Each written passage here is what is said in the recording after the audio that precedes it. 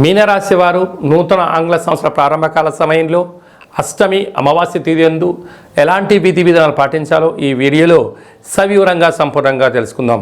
మీనరాశిలో ఏ నక్షత్రాలు వస్తానగా పూర్వాభాద్ర నక్షత్రంలోని చివరి పాదం 4వ పాదము, ఉత్తరాభాద్ర నక్షత్రంలో 4 పాదాలు, రేవతి నక్షత్రంలోని 4 పాదాలు కలిపితే మీనరాశి. చాలామందికి పుట్టినటువంటి కాల సమయంలో డేట్ ఆఫ్ బర్త్లు లేనటువంటి వారికి పేరు యొక్క మొదటి అక్షరాన్ని అనుసరిస్తూ ఆ రాశిని తెలుసుకునే ప్రయత్నం అవుతుంది. అవి ఏ అక్షరాలు సరే పరిశీలన చేద్దాం.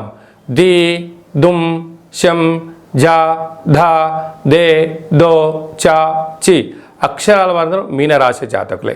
మీనరాశి యొక్క అధిపతి దేవగురు బృహస్పతి. వీరికి ఒకవైపు ఏళ్ల నాటి శని ప్రారబ్ధ సంచార స్థితిలో ఉండబడిన విషయం తెలిసినటువంటిదే. అలాగే రాశిలోనే రాహు సంచార స్థితి ఉండడం వలన వృత్తులలో, ఉద్యోగాల్లో, వ్యాపారాల్లో, సమాజంలో నిత్యము మీ వైపు అనేక మంది చూస్తున్నారు. మీ ఎదుగుదలను ప్రతి ఒక్క వ్యక్తి గమనిస్తూనే ఉన్నారు. వాళ్ళ అవసరం ఉంటే మీ దగ్గర వర్గంగా వారి యొక్క ప్రవర్తన ఉంటుంది. మీ అవసరం వాళ్ళకు ఉన్నట్లయితే వాళ్ళ ప్రవర్తన మరో రకంగా ఉంటుంది. అంటే ఇటు తల్లిదండ్రులైనా, మిత్రులైనా, అన్నదమ్ములైనా కూడా మీ అవసరం కోసం, వాళ్ళ అవసరాల కోసం మిమ్మల్ని దిగజార్చే ప్రయత్నం చేస్తున్నారు.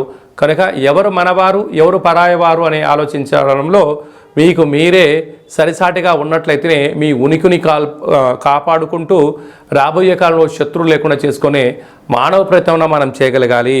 ధనాభాకు కుటుంబ స్థలంలో గురు సంచార స్థితి ఉండడం వల్ల వృత్తులలో, ఉద్యోగాల్లో, విదేశాలకు వెళ్ళాలి అనే వారందరికీ కూడా ఇది చాలా మంచి కాలం. సప్తమ స్థానంలో కేతు సంచార స్థితి ఉండడం వల్ల ప్రేమికుల మధ్య, భార్యాభర్తల మధ్య సయోధ్య, కొత్త వస్తువులు, క్రయ విక్రయాలు, భూములు యోగదాయకమని చెప్పి గమనించాలి. భాగ్యస్థానంలో బుధ శుక్ర సంచార స్థితి ఉండడం వల్ల భార్యాభర్తల మధ్య అన్యోన్యత, అనేక కార్యక్రమాల్లో ముందస్తుగా ప్రణాళికలు రచించడంలో మీకు మీరే సరిసాటి.